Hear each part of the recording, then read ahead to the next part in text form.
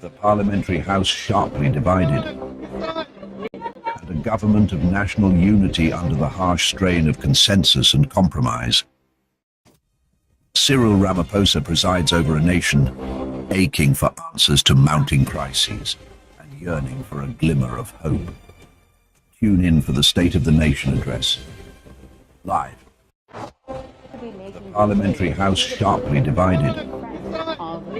The government of national unity. Gun salute will happen, and the flyover, the famous flyover that happens each SONA, and this is a paying homage to their commander-in-chief. And as you can see there on the screen, the president waiting. He is with the Speaker of the National Assembly, Ms. Togo Didiza, as well as the chairperson of the National Council of Provinces, Ms. Refulwe Mutsweni-Tsipane. And right in front of the president, you'll see those two, they are aid camps, as they are called, aid camps. They are there to assist the president and will stay with the president until he concludes the delivery of the State of the Nation address, even though the other members of the South African National Defence Force will withdraw as soon as the president has entered the chamber. But the two that are within the eight camps will remain with the president. They will be outside the doors of the chamber whilst the president is delivering the State of the Nation address. Let's listen to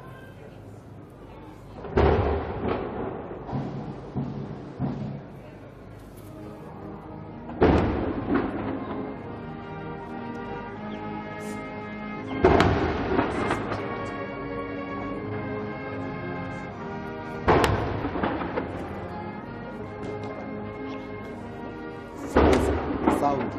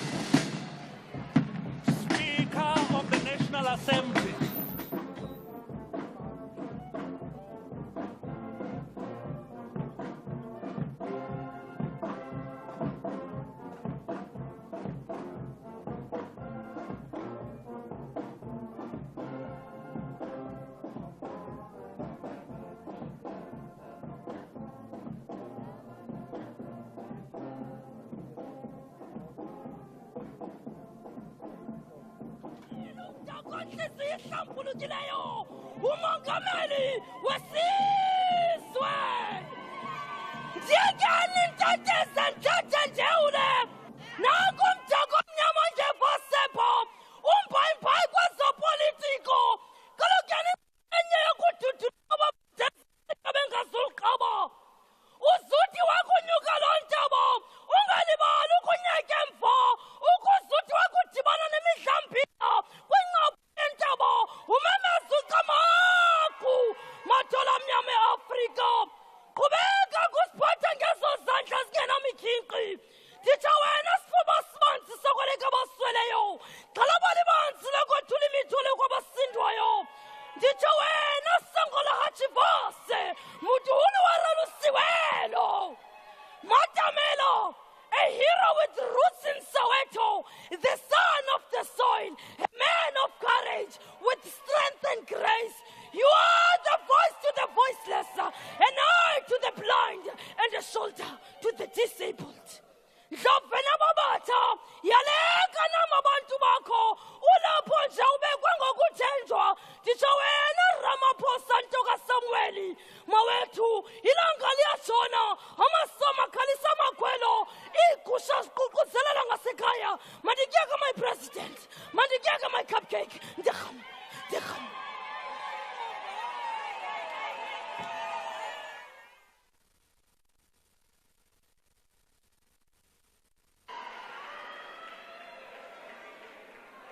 Order, honorable members. Honorable members, there will now be an opportunity for silent prayer or meditation. As we do that, may we please acknowledge our fallen members of the armed forces in the Democratic Republic of Congo.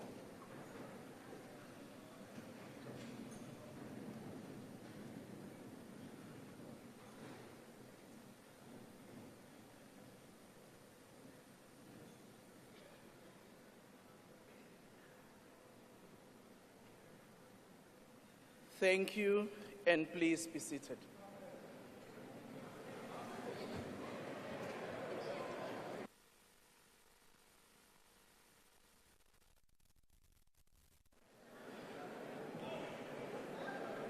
Order, honorable members. Honorable members, the President has called this joint sitting of the National Assembly and the National Council of Provinces in terms of Section 84, subsection 2D of the Constitution of the Republic of South Africa, read with Joint Rule 13, subsection 1A, to deliver his State of the Nation address to Parliament. I now call on the Honourable the President to address the joint sitting.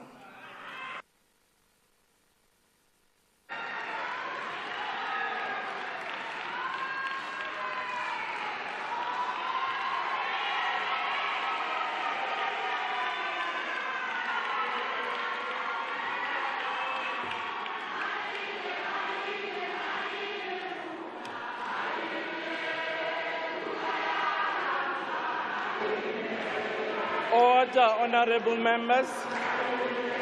Order, honourable members, can we please take our seats? Honourable members, can we please take your seat and allow the President to address the House and the nation?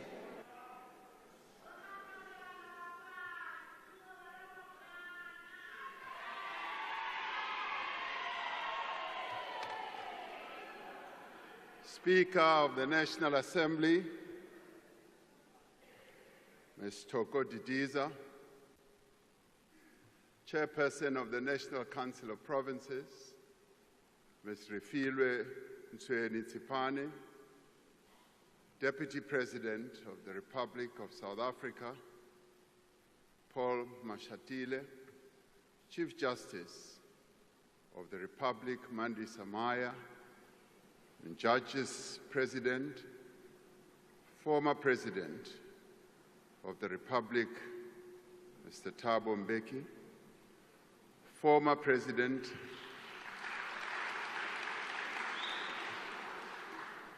former President Kgalema Motlanthe, former Deputy President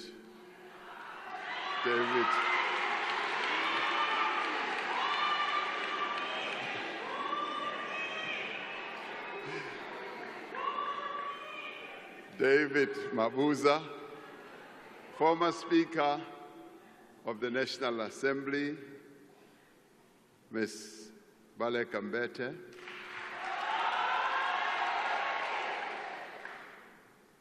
former Deputy Speaker of the National Assembly, Mr. Lichisa Tsinodi,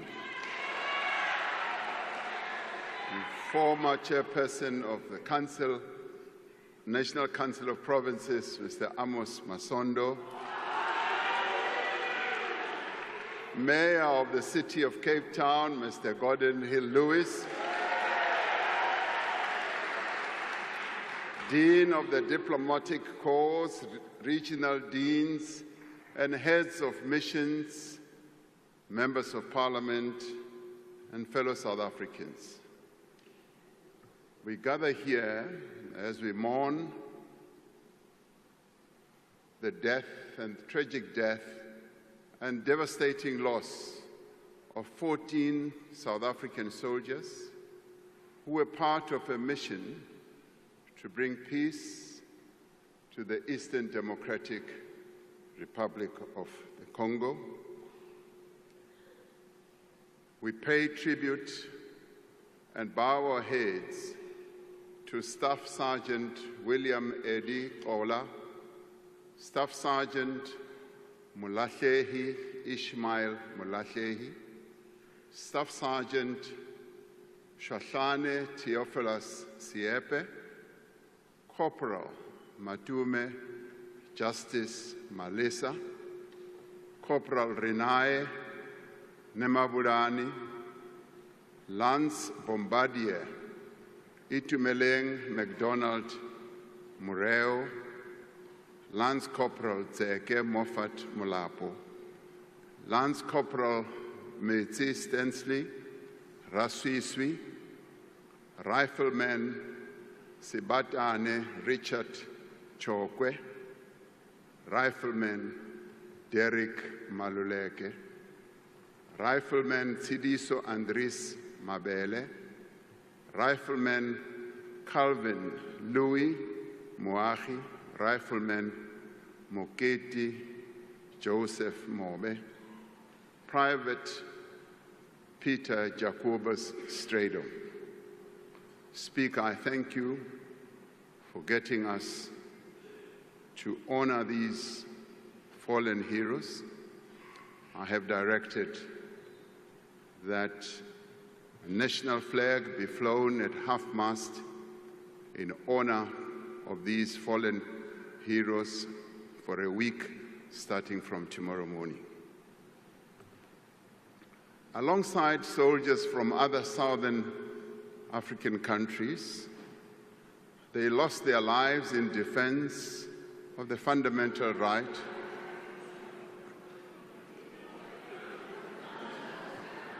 of the Congolese people to live in peace and security. They lost their lives not in the pursuit of resources or territory or power. They lost their lives so that the guns on our continent may be forever silenced. So we salute them. My fellow South Africans, this State of the Nation address is taking place as we celebrate 70 years since the adoption of the Freedom Charter at the Congress of the People in Kliptown in 1955. The Freedom Charter is the cornerstone of our democratic constitution. It sets out a vision of a united, non-racial, non-sexist, democratic and prosperous South Africa. It also sets out a vision of a country in which government is founded on the will of the people of South Africa, where the land is shared among those who work it, where the people share in the country's wealth and in all that the country produces and are all equal before the law. It is this vision that continues to guide us as we work to build the nation that we all want. It is the spirit of the Congress of the People that inspires us as we prepare for a national dialogue in which South Africans are once again called upon to chart a new path for our country. We must chart this path in a world that is rapidly changing. It is a world of both interdependence and competition, of cooperation and conflict. It is a multipolar world in which new countries are emerging to play a greater role in global affairs. We are seeing intensifying competition over issues such as trade, technology, and influence in global institutions. There are global fundamental shifts underway that affect every aspect of human life.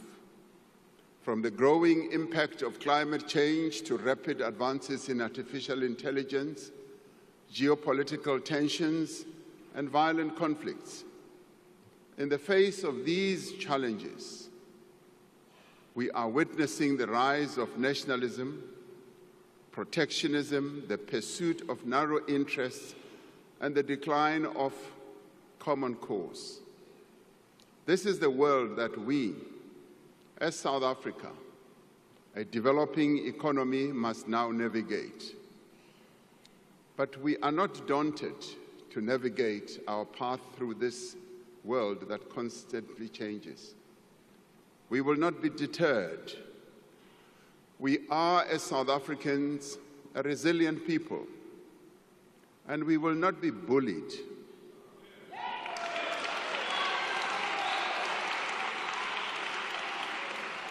We will stand together as a united nation, and we will speak with one voice in defense of our national interests, our sovereignty, and our constitutional democracy. By standing true to our values, by harnessing our unique strengths and endowments, and by forging a common purpose, we can turn these trying circumstances to our advantage and propel our country forward. As South Africans, we stand for peace and justice. We stand for equality and solidarity. We stand for a non-racial future, and we stand for democracy and tolerance as well as compassion. We stand for equal rights for women, for persons with disability, and for members of the LGBTQIA+ community. We stand for our shared humanity, not for the survival of the fittest. So this evening, let us speak of the nation that we want.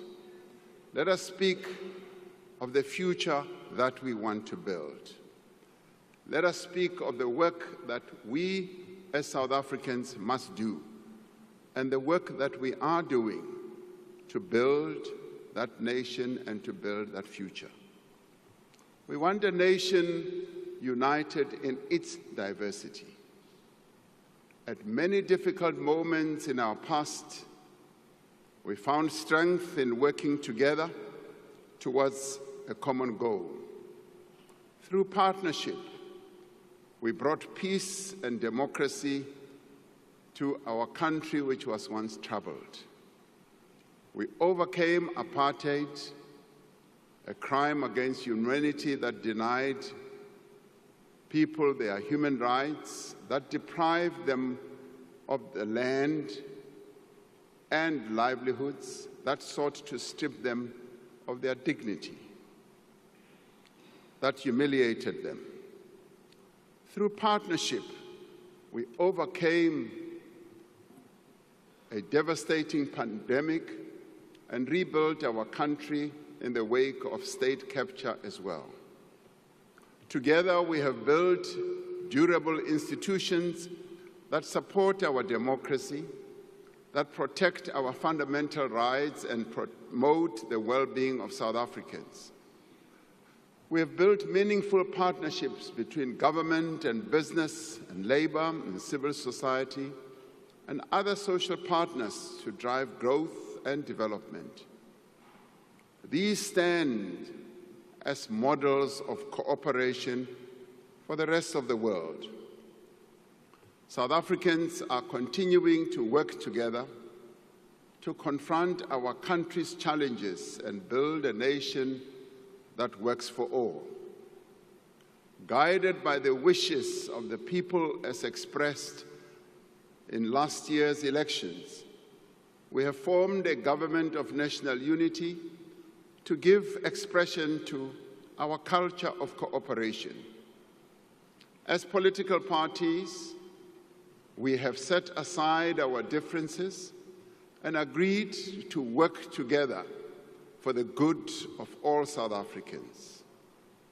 In the last week, we have adopted the Medium-Term Development Plan, which sets out a clear and ambitious program for the next 5 years. The actions contained in the Medium-Term Development Plan will advance our 3 strategic priorities. Firstly, to drive inclusive growth and job creation.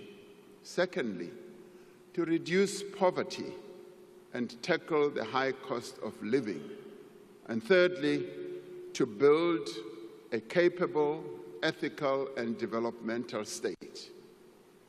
Our most urgent task is to grow our economy so that we can create jobs, reduce poverty, and improve the lives of South Africans. To undertake this task, we need a government that works for the people. We need a state that is capable, competent, underpinned by a professional public service. South Africans want a state that treats all people with dignity, humility, and respect.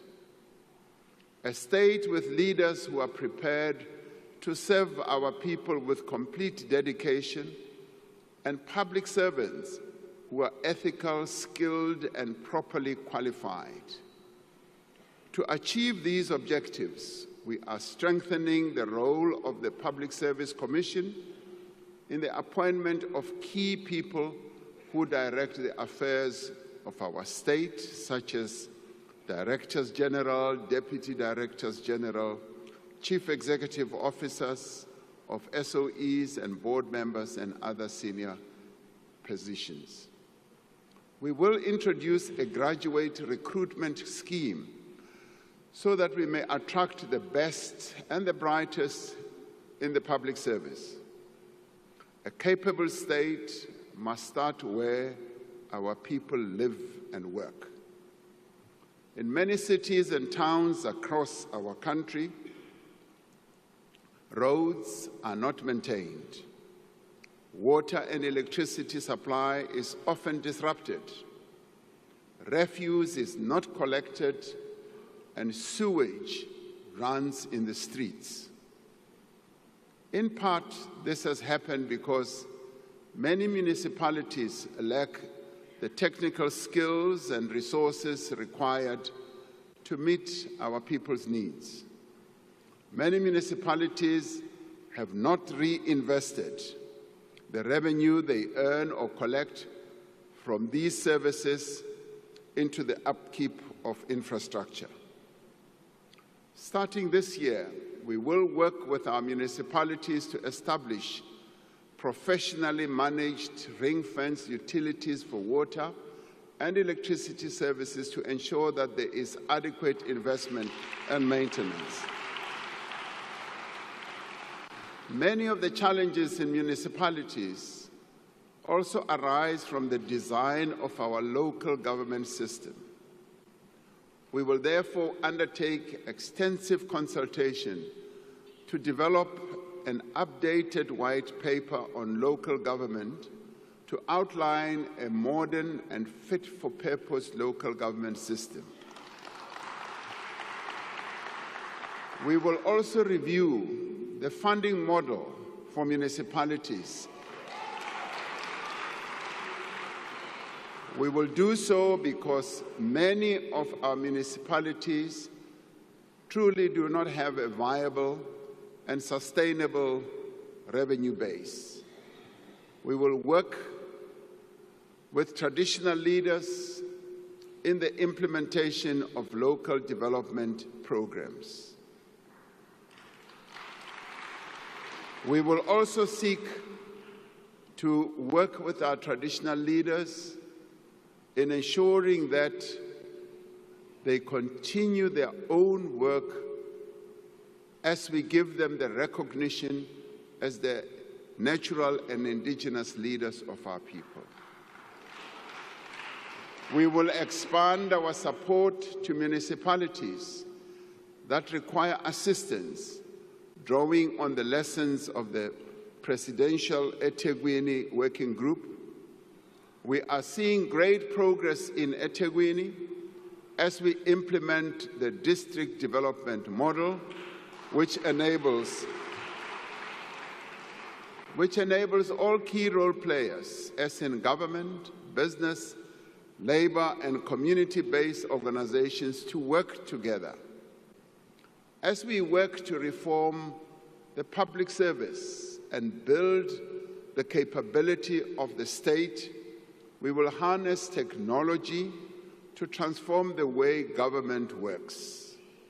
We will invest in digital public infrastructure to give South Africans access to government services anytime, anywhere, through a relaunched government gov.za platform. At the heart of this transformation will be the implementation of a digital identity system. Now, these measures will in the end transform the relationship between citizens and government and create one government that is accessible to every person at a touch. We want a nation with a thriving economy, an economy that benefits all. To create this virtuous cycle of investment, growth, and jobs, we must lift economic growth to above 3%. To achieve higher levels of economic growth, we are undertaking massive investment in new infrastructure while upgrading and maintaining the infrastructure that we have. We are developing innovative ways of funding infrastructure. We are engaging local and international finance institutions and investors to unlock 100 billion rand in infrastructure financing. A project preparation bid window has been launched to fast-track investment readiness. This includes revised regulations for public-private partnerships, which will unlock private sector expertise and funds. And government will spend more than 940 billion rand on infrastructure over the next 3 years. Now, this includes 375 billion rand in spending by state-owned enterprises. This funding will revitalize our roads and bridges. It will build dams and waterways. It will modernize our ports and airports and also power our economy. Through the infrastructure fund that we launched some time ago, 12 blended finance projects worth nearly 38 billion rand have been approved in the last year. These are projects in water and sanitation, student accommodation, transport, health, and energy as well. Construction of the M10 bridge in the Eastern Cape, the construction continues. This bridge will rise above the river between Port Edward and Lusikisiki and will become the tallest bridge in Africa.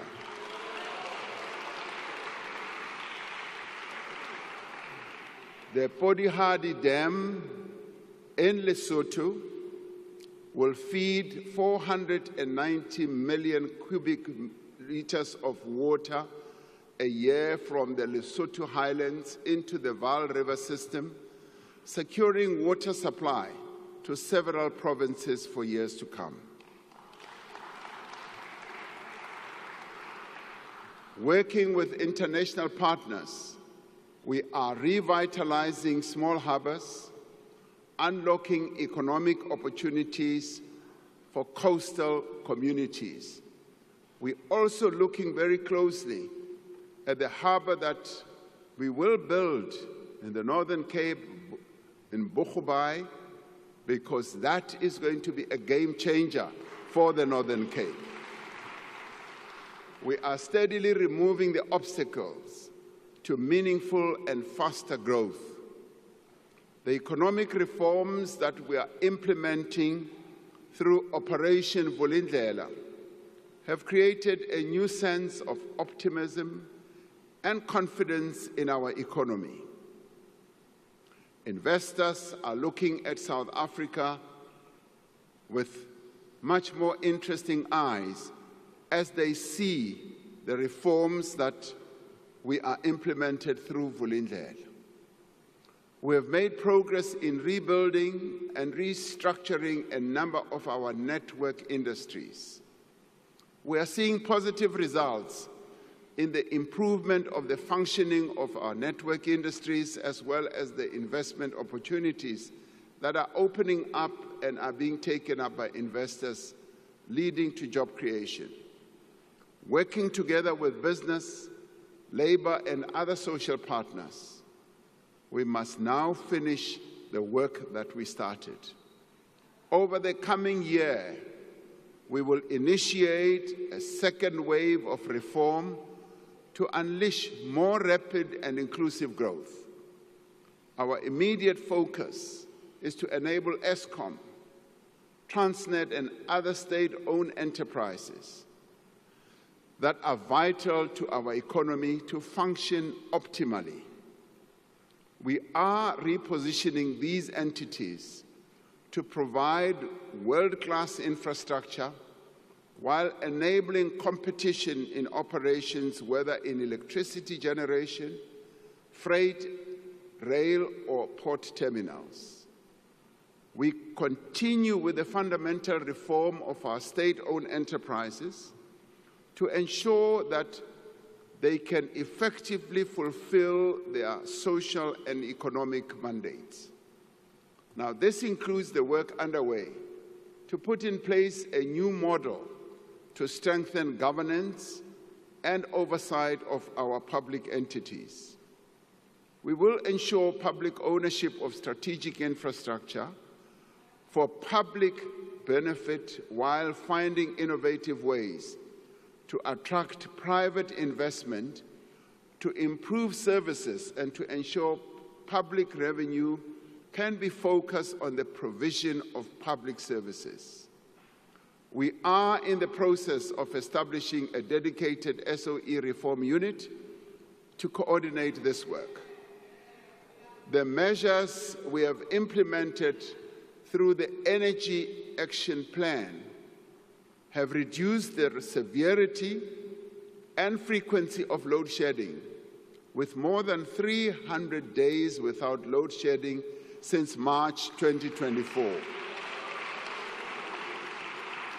Now, while the return of load shedding for 2 days last week was a reminder that our energy supply is still constrained, we remain on a very positive trajectory, whether people like it or not. We now need to put the risk of load shedding behind us once and for all. And the Minister of Electricity will speak about it in about 2 weeks or so when he presents to Parliament. We need to put that once and for all behind us by completing the reform of our energy system to ensure long-term energy security. The Electricity Regulation Amendment Act, which came into effect on the 1st of January, marks the beginning of a new era in our energy architecture. This year, we will put in place the building blocks of a competitive electricity market. Over time, this will allow multiple electricity generation entities to emerge and to compete. We will mobilize private sector investment in our transmission network to connect more renewable energy to the grid.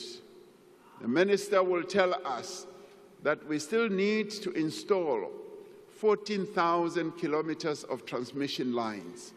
We therefore need to mobilize finance from a number of sources to enable this to happen. As we reform our energy system, we are continuing to build successful multilateral partnerships in the global effort to halt the devastating impact of climate change. Our just energy transition is gaining momentum.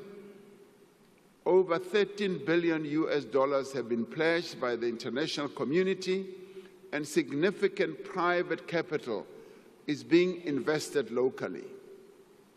We are determined to meet our carbon reduction commitments and will do so at a pace and at a scale that our country can afford.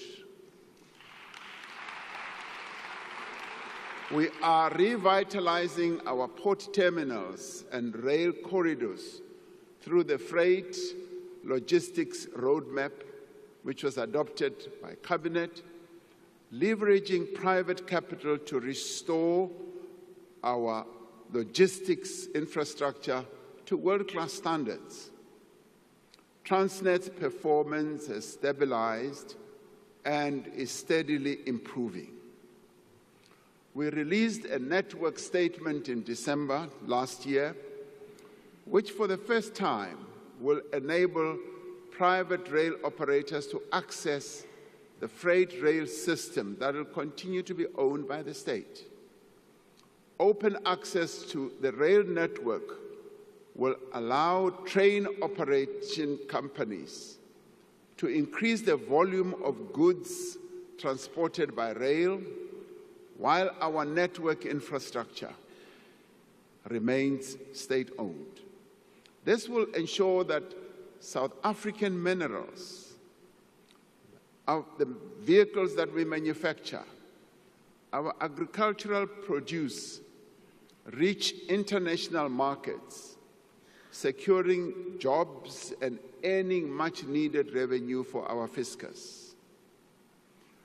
New cranes and other port equipment are being commissioned to speed up the loading and unloading of cargo and reduce waiting times for ships in our various ports. As we forge ahead with the reform agenda, an urgent priority is to ensure a secure and reliable supply of water across the country. Many people in our cities, towns, and villages are experiencing more and more frequent water shortages as a result of failing water infrastructure. It is impossible to live without water, as we all know, and it is impossible for the economy to grow without water. We are therefore taking a series of decisive actions to resolve the water crisis to enable our people to get water where they live, whether in townships or in the rural areas. We are investing heavily in expanding our water resources. Wherever one goes in our country, we often hear our citizens raising the issue of water continuously. So we are raising this issue to a much higher level. And like we did with electricity, I know and I am hopeful that we will resolve the water crisis that we have.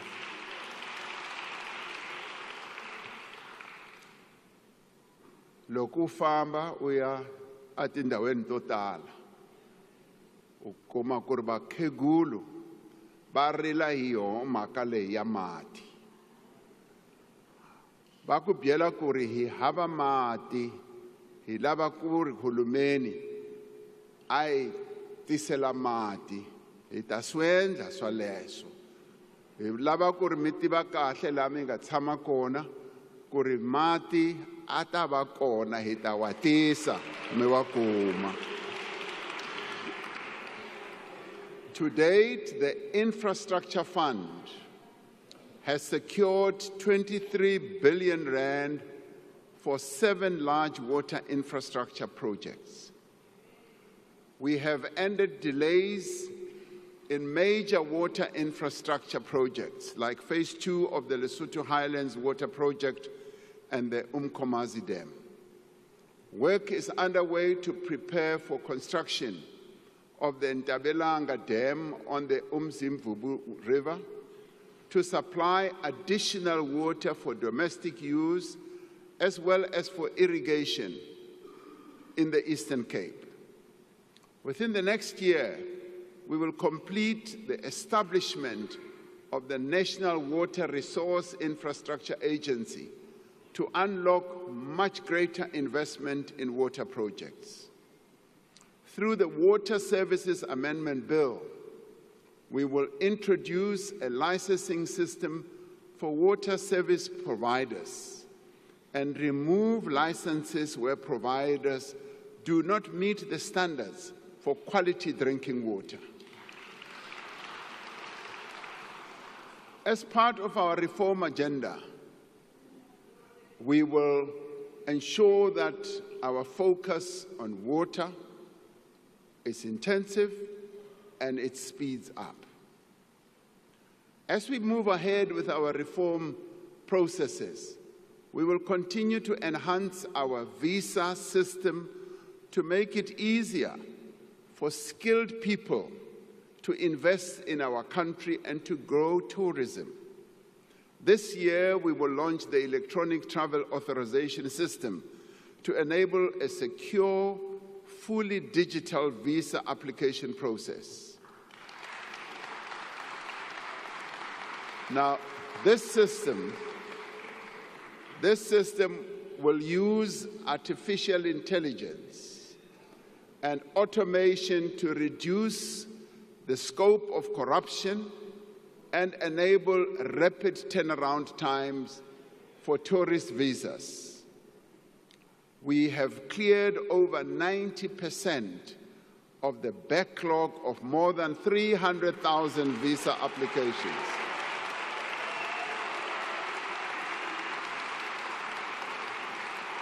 Now, in many ways, these changes that are underway, these reforms that we're implementing, send a very strong message that South Africa is indeed open for business and tourism.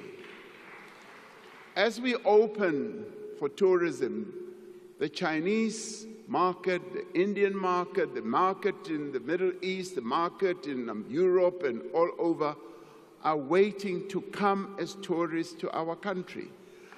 We want a nation in which prosperity and opportunity is shared by all. For many decades, our economy has been held back by the exclusion of the vast majority of South Africa's people. Black South Africans were deprived of land, of capital, of skills, and of opportunities. Our economy was starved of the potential that it has. And this is why we need to transform our economy and to make it more inclusive. That is why our focus is on empowering our people, on empowering women and persons with disabilities, because they were deliberately excluded from playing a role in the economy of their own country. And we will set up a transformation fund worth 20 billion rand a year over the next 5 years to fund Black-owned and small business enterprises. We will fast-track the regulations of the Public Procurement Act to ensure that businesses that are owned by women, by young people, and persons with disabilities receive equitable opportunities in government contracts. And we have started and will continue to train women entrepreneurs to enable them to compete for government tenders. In November last year, we launched the National Skills Fund Disabilities Program. In its first phase, this transformative initiative will empower over 10,000 persons with disabilities through tailoring training for them and through ensuring that they get stipends and specialized tools. This part of the work we must undertake as business, as government and labor and civil society to enable people with disabilities to play an important role in the economy of our country. For far too long, they've been relegated to the back rooms of everything. Through these programs, we are not only righting a grave historical wrong, we are unleashing the potential of our economy for sustained growth. We want a nation where there is work for all, where every person can earn a decent living and realize their potential, where the rights of workers are protected and working conditions are improved, where women and men receive equal pay for work of equal value. We need to ensure that growth creates jobs for all, and especially for young people. The success of the presidential employment stimulus shows how public employment programs can create meaningful work that generates a wider benefit and contributes to sustainable employment. The employment stimulus that we introduced during the COVID period has created almost 2.2 million work and livelihood opportunities through innovative models that provide high-quality work to participants. The Social Employment Fund has created over 80,000 jobs this year. It has supported more than 12,000 participants to enter entrepreneurial activities. During the past year, young people secured 235,000 work opportunities through the National Pathway Management Network. And this is underpinned by the SA Youth Mobi platform. We now need to build on these innovative programs to create jobs for young people at ever greater scale. And to create jobs, we must leverage our unique strengths as well as our unrealized potential to build the industries of the future, as in green manufacturing, renewable energy, electrical vehicles, and the digital economy that is also driven by artificial intelligence. This year, we will finalize a modernized and comprehensive industrial policy that drives economic growth. We will achieve this ambition by focusing on the opportunities in localization, diversification, digitization, and decarbonization. We are working towards the full implementation of the African Continental Free Trade Area, which will tear down the barriers to trade on our continent. As the most industrialized economy on the African continent, we are positioning ourselves to be at the center of this new growing market. We are harnessing the sun and the wind to make our country a leader in renewable energy and green manufacturing. With an abundance of cheap green energy, we can produce products that are competitive anywhere in the world and create hundreds of thousands of new jobs in this process. We are making sustainable use of the rich abundance of the South African earth by supporting our farmers, improving our logistics network and rural supply chains, and opening new export markets for products that we grow or produce. We can significantly expand our agricultural sector. We want South Africa to be leading in the commercial production of products such as hemp and cannabis, a product that is so well known in the Eastern Cape and KZN,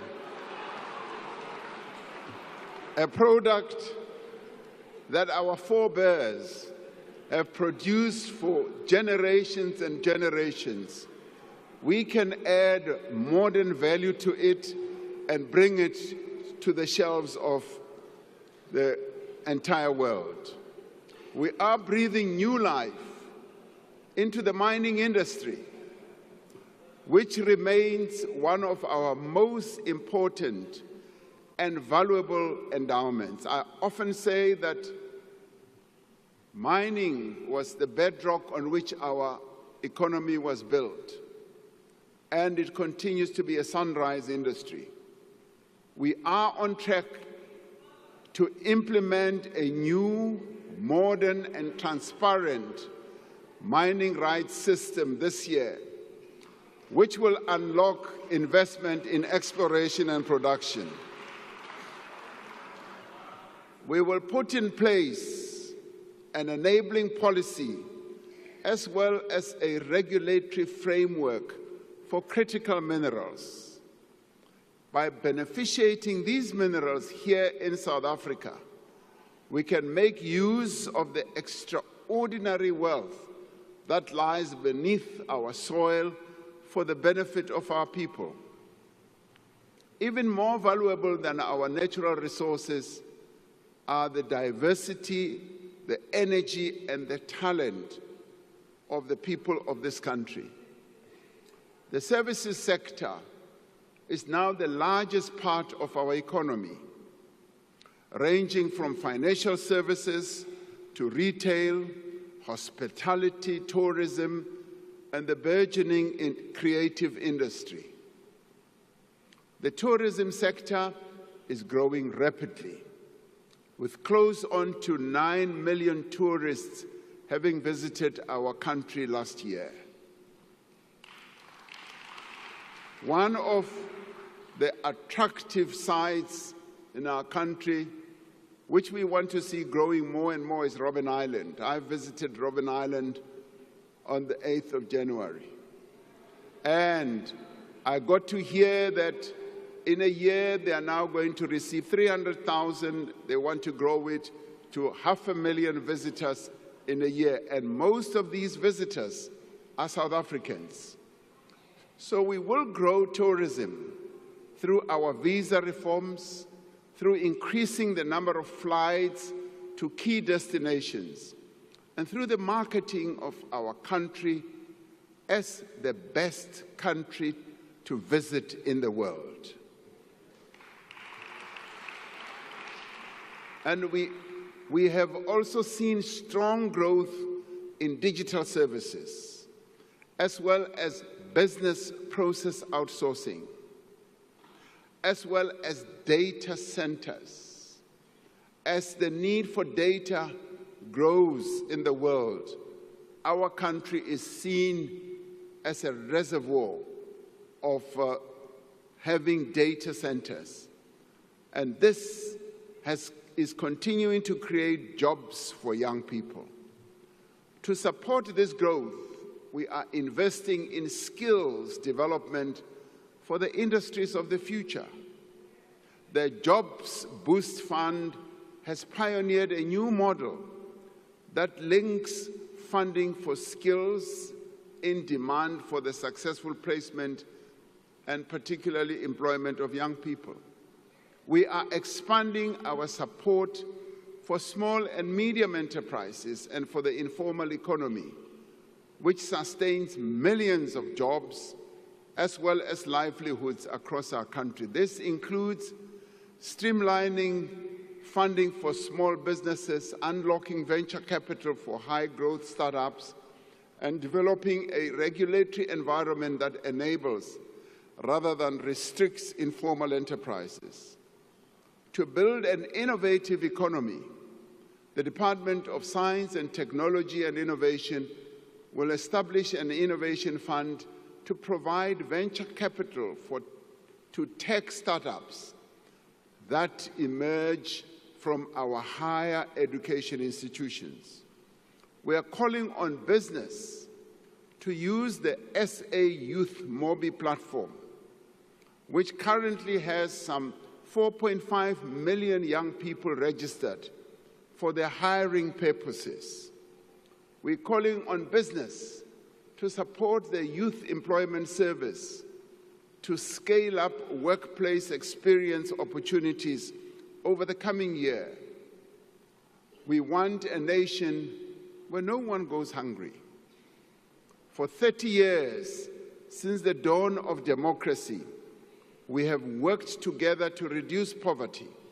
Today, our country spends around 60% of our national budget on the social wage, on health, on education, on social protection, community development, and public employment programs. More than 28 million unemployed and vulnerable people in our country receive social assistance. More than 10.5 million learners go to public schools where they do not have to pay fees. Last year, over 900,000 students from poor working-class backgrounds and poor families and working-class backgrounds received funding to study at universities and colleges. Now, through these programs, we are alleviating the worst effects of poverty. We are providing the means through which South Africans can rise above poverty that has been passed down from one generation to the next. But we have much to do, and much more work needs to be done to end poverty in our country. We must do much more to ensure that women in particular no longer face the hopeless task to feed and clothe their children.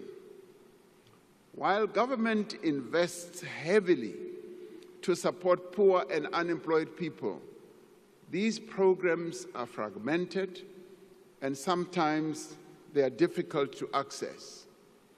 We are therefore building an integrated system of support for poor and unemployed people. We are strengthening existing programs from job search support to public employment and making sure that together they provide people with pathways out of poverty. Rather than expecting those in need to approach several government agencies separately, a citizen should be able to go to one place to receive all the support that they need.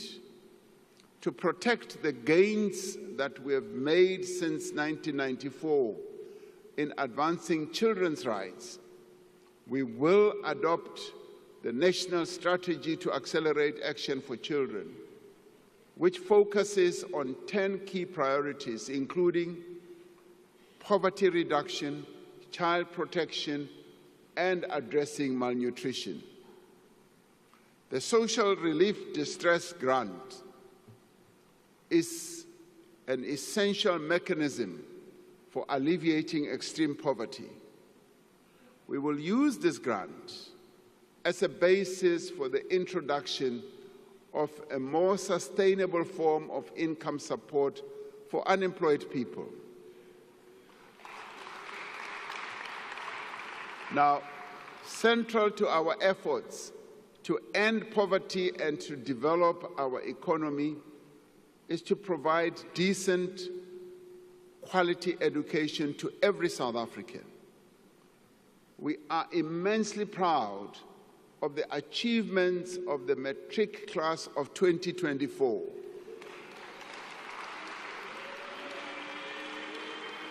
It's a class which achieved the highest pass rate in our country's history.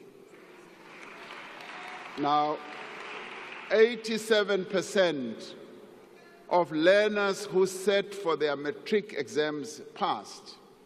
For the first time in the history of our country, nearly half of these learners achieved bachelor pass. Nothing can diminish, frankly, nothing can diminish our pride in the hard work of these learners and the steady support of their teachers, parents, and broader community. And let us give them a big round of applause.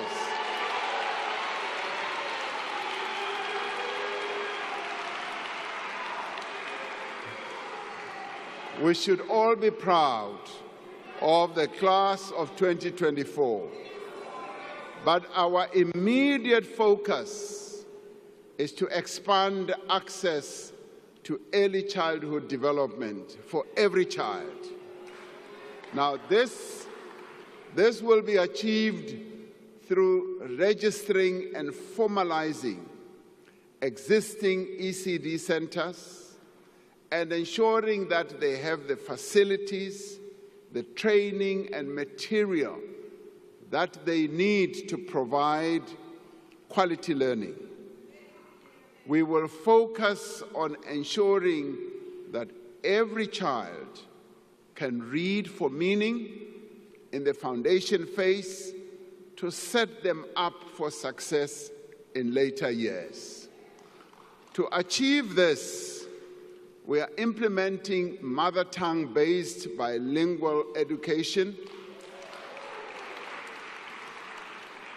We do this to improve literacy and numeracy, and rolling out lessons plans, reading books, and other interventions that have been proven to work. The Funza Lushaka bursary scheme will continue to prioritize students who want to pursue a teaching career in the foundation phase.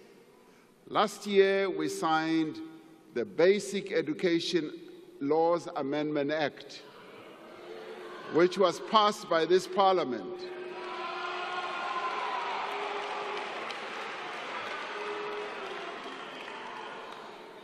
Now, this act is pivotal for ensuring that education is accessible and is inclusive for all South Africans.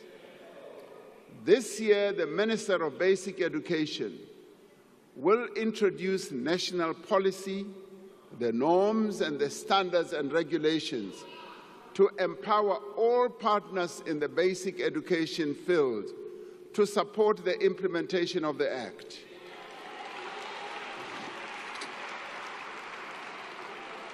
Now, to ensure that the economy has the skills that it needs, we are increasing the production of artisans through TVET colleges.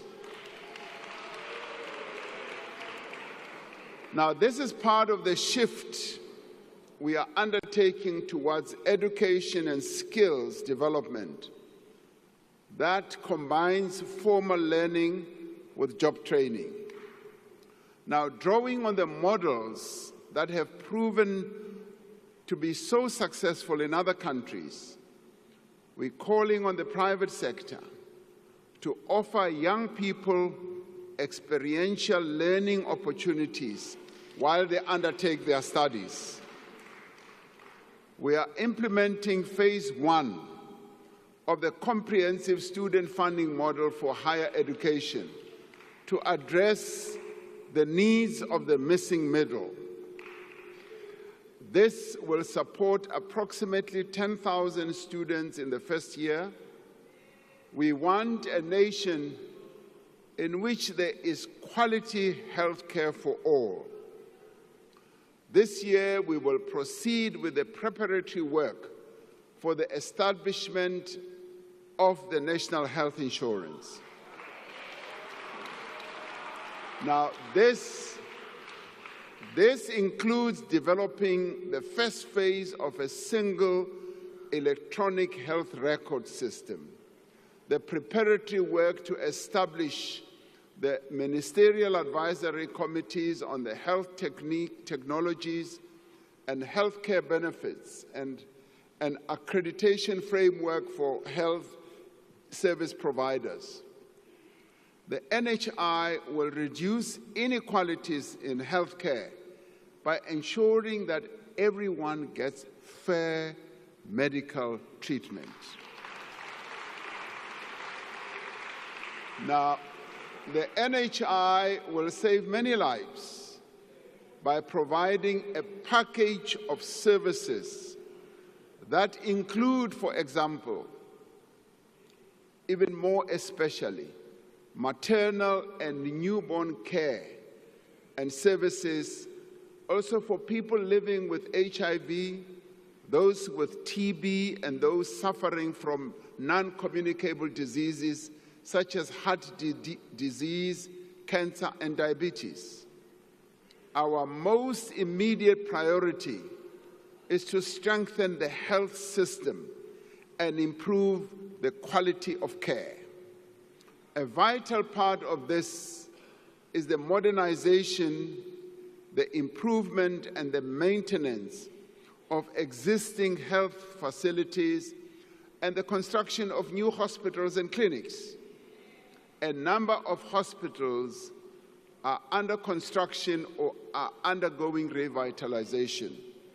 Now, these include the Limpopo Central Hospital, the Siloam District Hospital in Limpopo, the Tlhabeng Regional Hospital in the Free State, the Bambisana District Hospital, Zitulele District Hospital in the Eastern Cape, and the Buphelong Psychiatric Hospital in Northwest. Now, our projects, rather other projects, are at various stages of design and development. Now, this includes the replacement of 3 existing new central hospitals, 5 new district hospitals, 5 community health centers, and a new psychiatric hospital. To improve patient experience, we are putting more emphasis on reducing waiting times, cleanliness, and staff attitudes in the public health facilities. We are encouraged by the great progress the country has made towards ending HIV and AIDS as a public health threat. By the end of March 2024, 96% of people living with HIV knew their status. 79% of these were on antiretroviral treatment, and 94% of these were on treatment with virally suppressed conditions. Now, to ensure that we reach the target of 95, 95, 95, which has been set by the World Health Organization, we will this year launch a massive campaign to look for an additional 1.1 million people who are not yet on treatment. We are concerned about the potential impact of the decision by the United States government to suspend some of its funding for HIV and TB programs in African countries for 90 days. Now, this funding that we get accounts for about 17% of our country's HIV spend. We have been able, over the years, to provide funding from our own resources, our own fiscus, for our HIV and TB programs. We are looking at various interventions to address the immediate needs and ensure the continuity of the essential services that we might lose if this funding does not come through.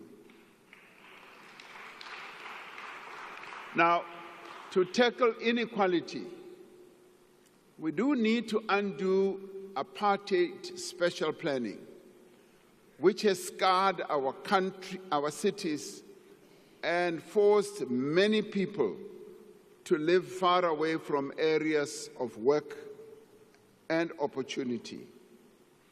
We have delivered millions of housing opportunities since 1994, providing safety as well as dignity to poor households.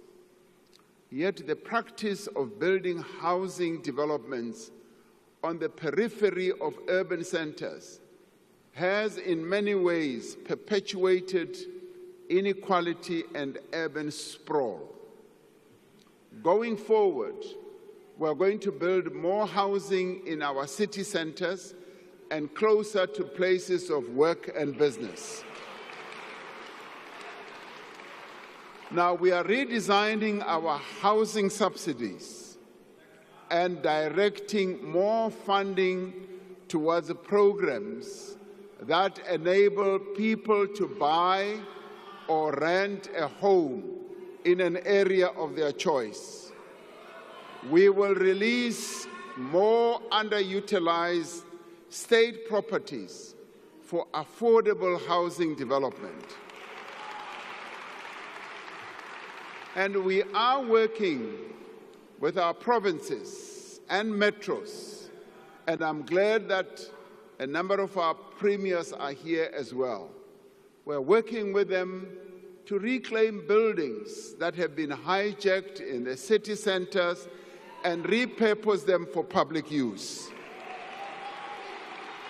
Now, we will provide 300,000 service stands to qualifying beneficiaries to enable housing development in well-planned, connected communities along key development corridors. We will clear the backlog of title deeds for subsidized housing, turning homes into household assets. And we will review land use, building, and other regulations to enable low-cost property development, including backyard housing. This represents a fundamental rethink of how the state delivers housing at scale while turning our cities into engines of growth and opportunity. In making our cities work for their residents, we will restore the remaining passenger rail corridors and stations to full service. More than 80% of passenger rail corridors have been returned to service. Now, PRASA has introduced over 200 modern, locally produced trains on its network to provide a low-cost option for public transport. Over the next 5 years, we will restore PRASA's signaling system so that we can put all our new trains to work and commuters can be assured that they can reach work safely, affordably, and on time. Now, we also want a nation in which everyone is safe. The police continue to work with other law enforcement agencies to dismantle organized crime syndicates and combat financial and violent crimes. The South African police has partnered with the metropolitan municipalities and continues to work with communities to fight crime in the priority provinces where crime is particularly high. Now, we are intensifying Operation Shanela. Shanela has been successful in arresting suspects, recovering firearms, and seizing stolen vehicles. And we must continue to tackle the scourge of gun violence that has continued to plague our society for decades. I have asked the Minister and the National Commissioner of Police to prioritize reducing gun-related crime and violence. Now, this includes preventing the diversion of firearms into the illicit market and recovering illegal firearms in circulation. We know from international evidence and our own experience that this is the most effective way to reduce overall violence.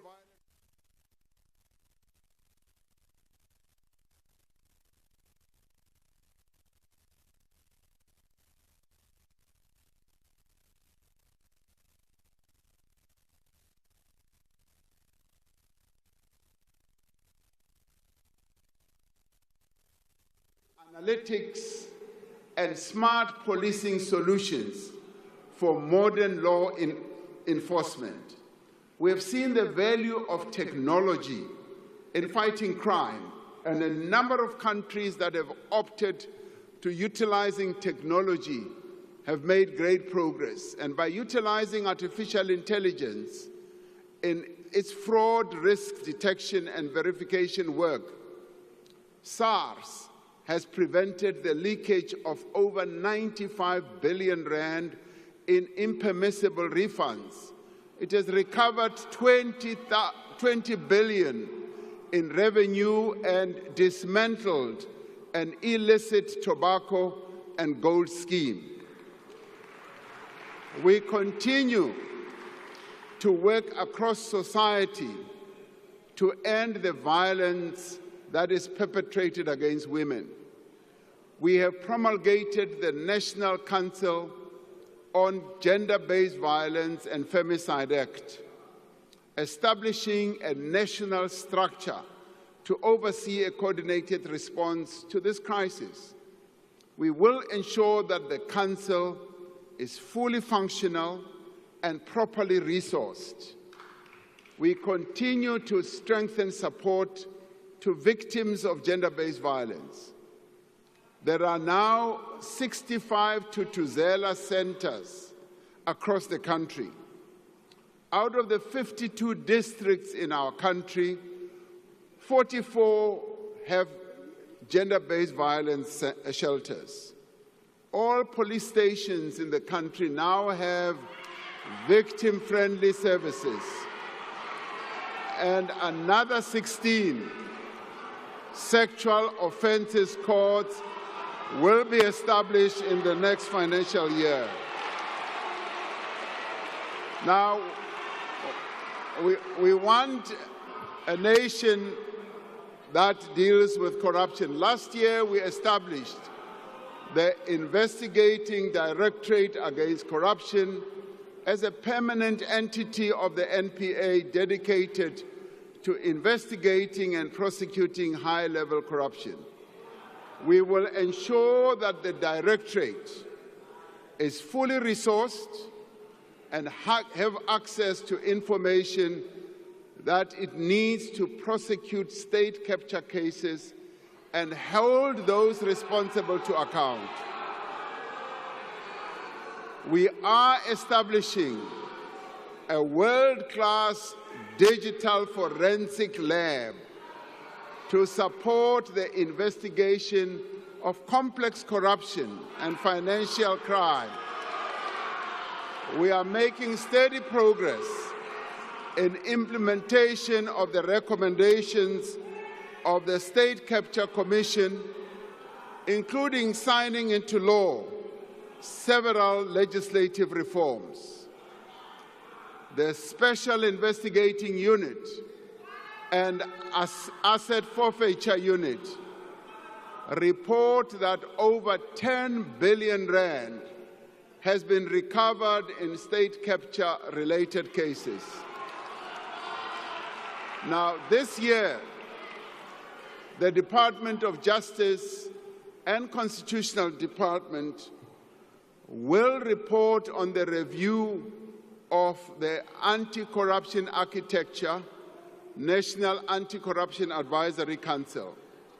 This is expected to streamline legislation to eradicate duplication of mandates and foster greater cooperation between law enforcement agencies. And we will finalize the whistleblower protection framework and introduce the Whistleblower Protections Bill in Parliament during this financial year. And this year, we will strengthen South Africa's system of dealing with terror financing and further legislative systems improvements.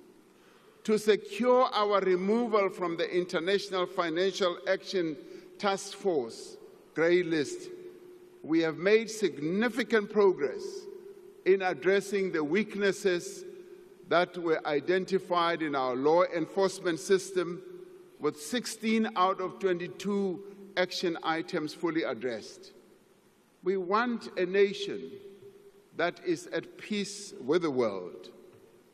We want to continue through our international relations to advance the well-being of the people of South Africa as we seek to advance the well-being of humanity.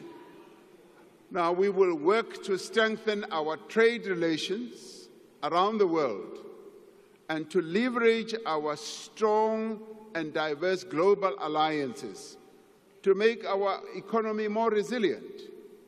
The key pillars of our foreign policy remain the promotion of human rights, peace and friendship, and the strengthening of fair trade and investment ties with other countries.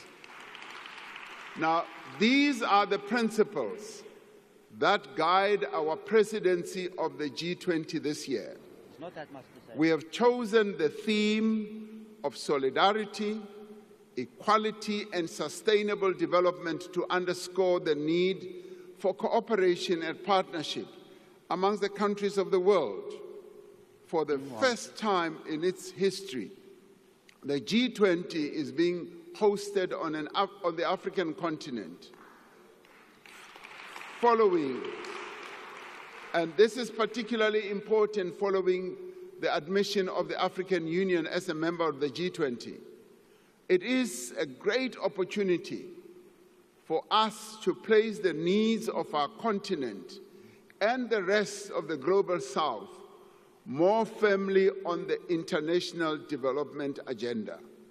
Our G20 presidency is a valuable opportunity for South Africa to advance efforts towards greater global economic growth and sustainable development.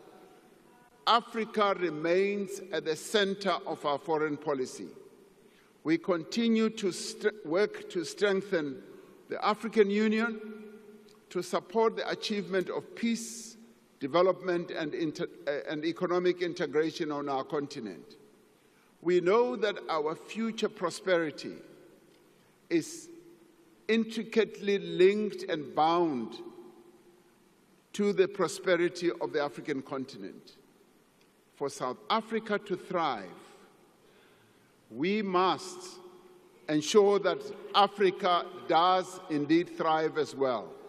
And we must silence the guns on our continent. Now, since the advent of democracy, we've been instrumental in restoring stability in countries such as Cote d'Ivoire, Burundi, South Sudan, Lesotho. More recently, we've been part of the SADC peacekeeping mission in Mozambique that has brought relative calm and stability to the Cabo Delgado province.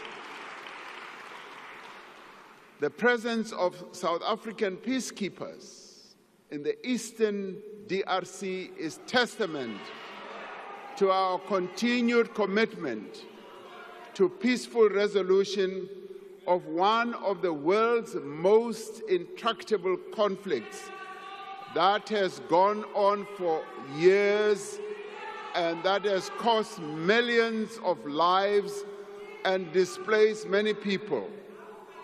Now, we call on all parties to embrace the current diplomatic efforts to find a peaceful resolution, including honoring the Luanda process.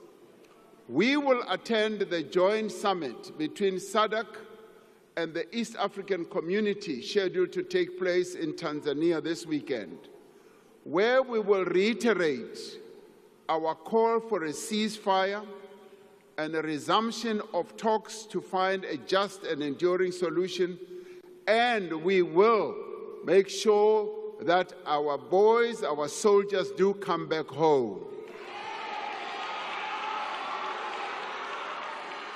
We have always believed that the freedom that we won and the international solidarity from which we benefited does impose a duty on us to support the struggles of those who continue to experience colonialism and oppression.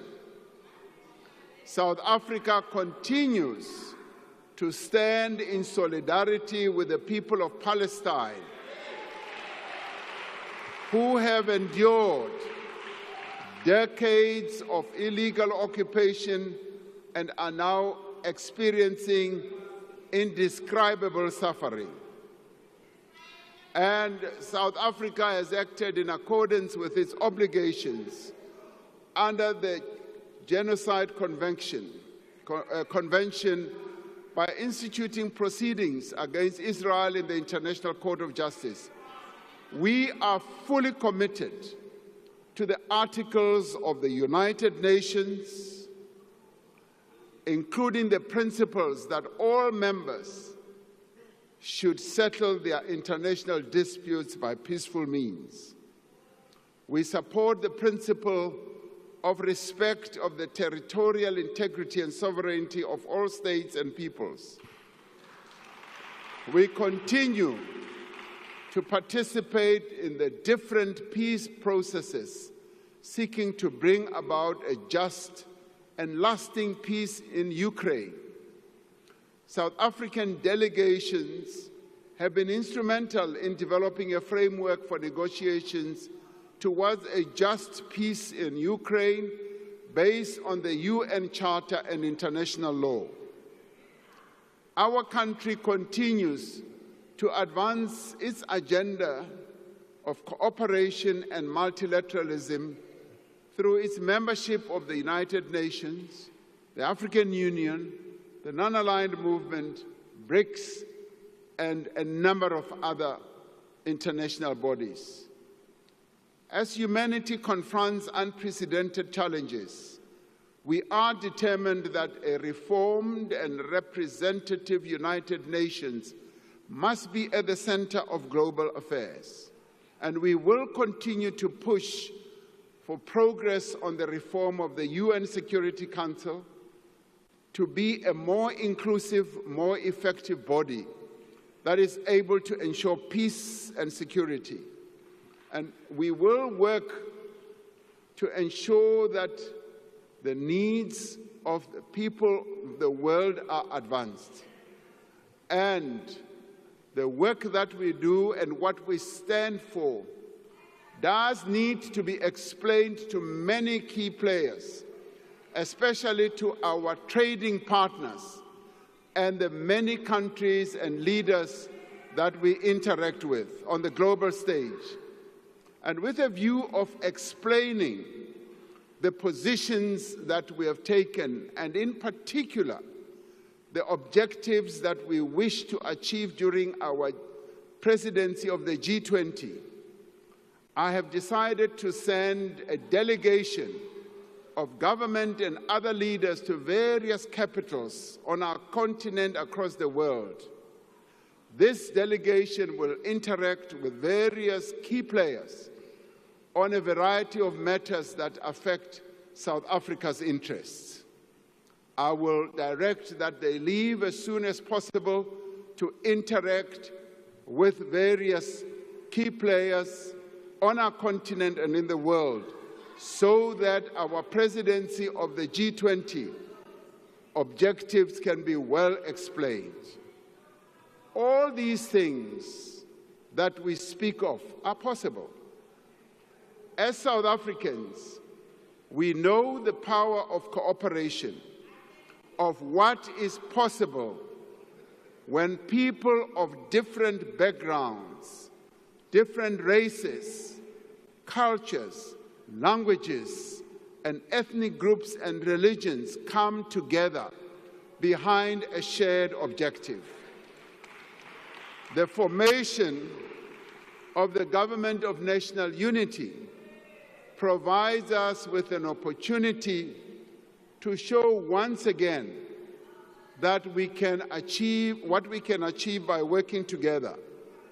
And I call on all South Africans, united in our diversity, to come together in the national dialogue that we are going to have to define a vision for our country for the next 30 years.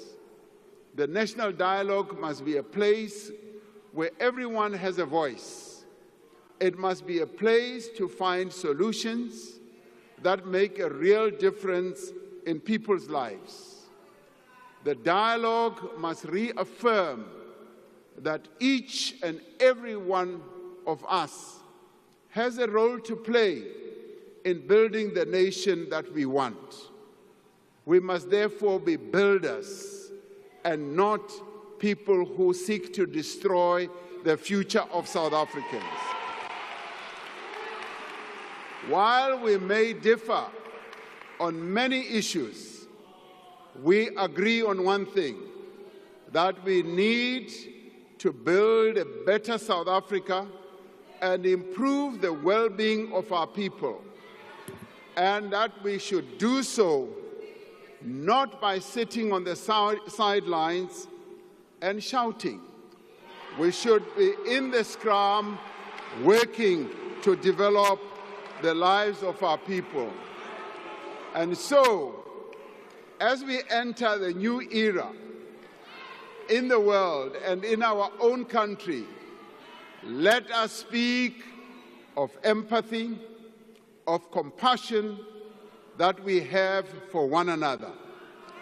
Let us speak of the pride that we have of our country and all that we have achieved.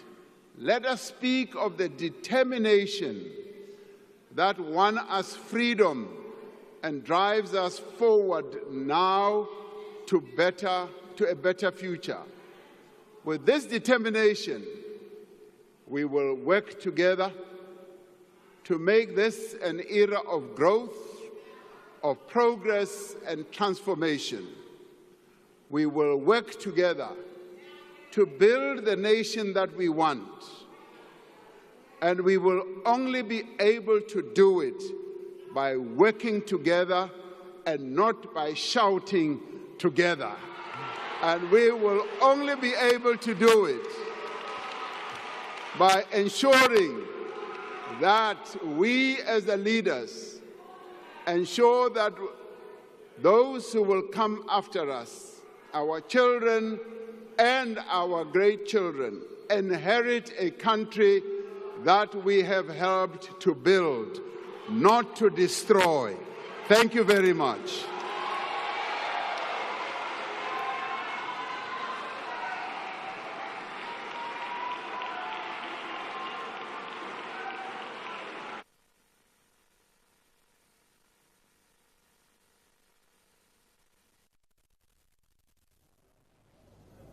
The House has not yet adjourned.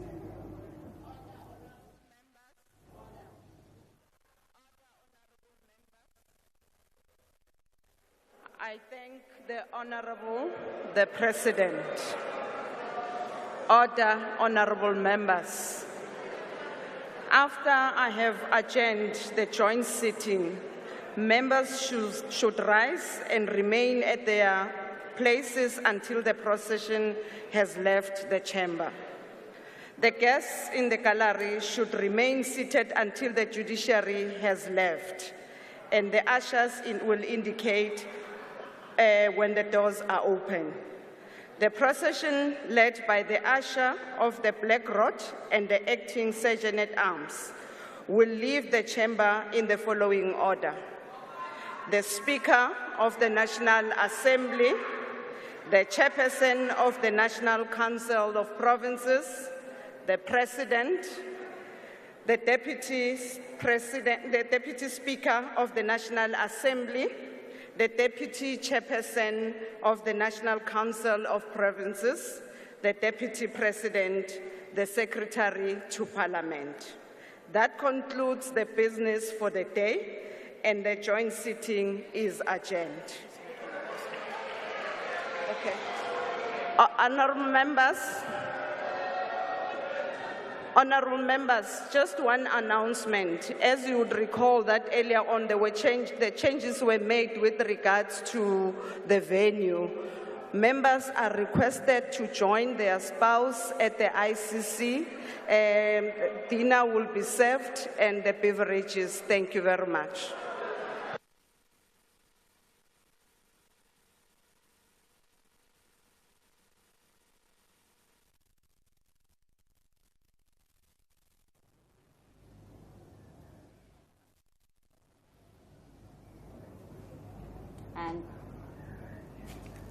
And of course, that is the end of the State of the Nation address as delivered by President Cyril Ramaphosa. And of course, processions are leaving now, and that is the mace and the black rod. Of course, the chairperson of the National Council of Provinces, Ms. Refilwe Mthweni-Tsipane, outlined how the processions would leave, and she said that it would be the Speaker of the National Assembly, followed by herself, and then the one of the delegation, of course, of Parliament. Of course, we see the STP there.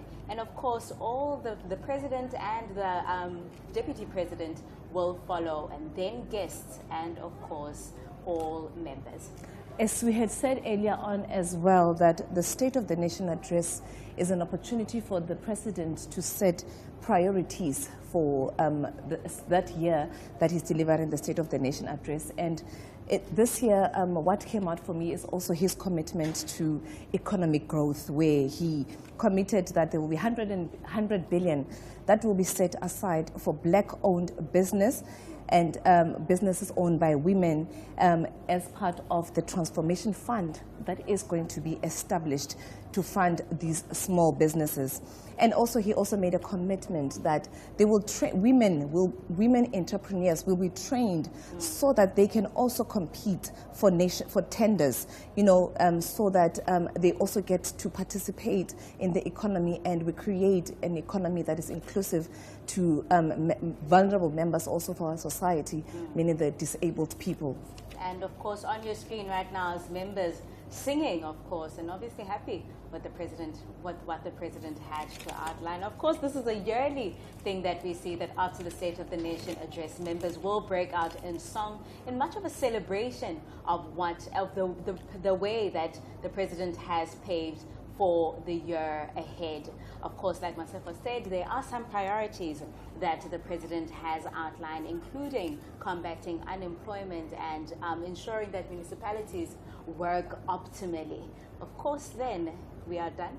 This was the much anticipated State of the Nation address, and we are now waiting for members to make their way out to hear their reactions as to what they think of what the president had to say.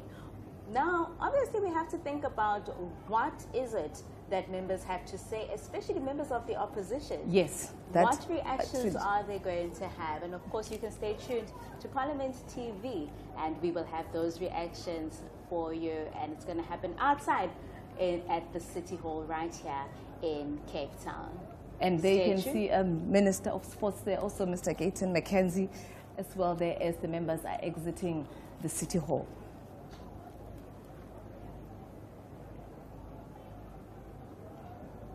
That is outside the Cape Town City Hall. Beautiful. And obviously that is the motorcade for the president and all the VVIPs. Of course, reactions, we're waiting for them, and members are there. And of course, let's hear what they have to say. And we'll be crossing over to Tembingosi, who's right outside with the members. Let's hear some reactions. Thank you, Tebo and Masiko. I'm standing outside the Cape Town City Hall. The President has just concluded his State of the Nation address. We're now going to be getting reactions from the members of Parliament. And standing with me is the Minister of Cooperative Governance and Traditional Affairs, Mr. Velenkosi Hlapisa. Hlekazi, siyabuleka kakhulu for uthetha no Parliament TV. Can we get your reflection on the President's address, please? Yeah, what emerged is that South Africa must be a construction site. If South Africa can become a construction site, this will create job opportunities, infrastructure will be maintained, and he spoke much that if we want to make South Africa work, let us make the local government work. I will be championing the white paper review, as the President has tabled it, that it needs to change the setup of our country, and the funding model of our municipalities is what is going to make our municipalities work, because more resources must be injected to our municipalities so that they become functional. That is where economy must be injected. That is where investment must be done. Once they are functional, there will be an attraction point for investment in our country. Baba, siyabulela kakhulu. Thank you. Well, viewers, that was Mr. Velenkosi Hlapisa, the Minister of Cooperative Governance and Traditional Affairs. He was sharing his views on what the President had to say, especially in relation to turning the country into a construction site and capacitating the municipalities. We're standing here, like I said, outside the Cape Town City Hall. We're getting reactions from the members of Parliament. So we'll be walking around trying to see if we can get more of these members to talk to us. The President has outlined quite very critical issues, especially in relation to infrastructure development in the country, and as well as turning the country into a construction site. But for now, as I'm busy looking for people to talk to, we'll just cross back quickly to the studio, but we will be bringing you more reflections on the State of the Nation address. Back to the studio for now.